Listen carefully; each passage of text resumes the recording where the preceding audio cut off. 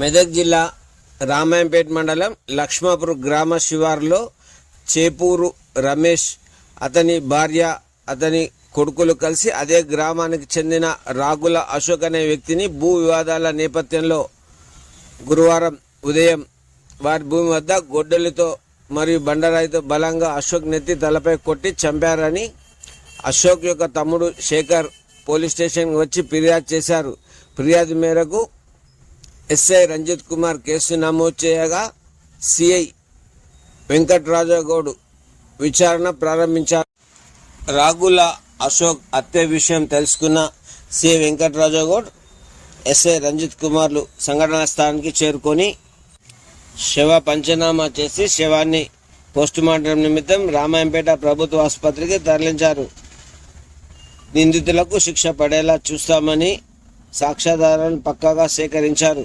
హత్యకు ఉపయోగించిన గొడ్డలతో పాటు అక్కడ ఉన్న చెప్పులను, మిగతా వస్తువులను సేకరించి సీజ్ చేశారు.